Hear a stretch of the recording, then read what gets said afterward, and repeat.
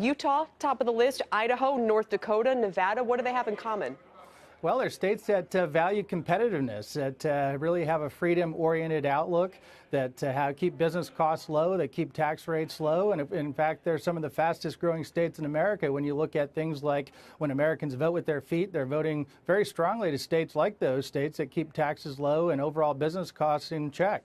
Yeah, the worst states are some of our neighbors, New Jersey here, New York, California, Illinois, and Vermont rounds things out. But I thought Vermont had made some progress in basically paying people to come.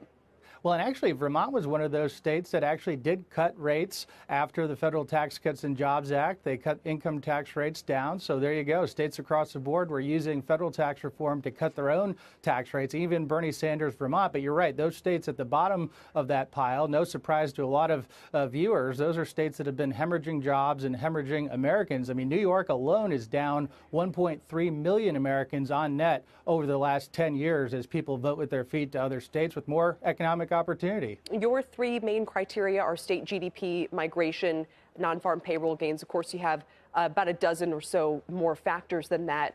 Even though the states like New York continue to rank near the bottom, Jonathan, they still have a high concentration of GDP. New York City is a unique asset. Does that still outweigh the attractiveness of structurally lower cost states?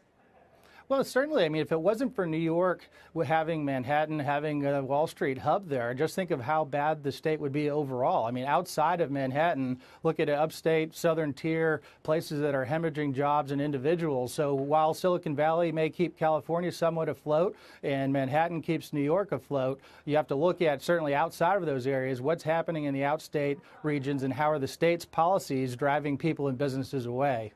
Real quickly, what was the biggest surprise here for you?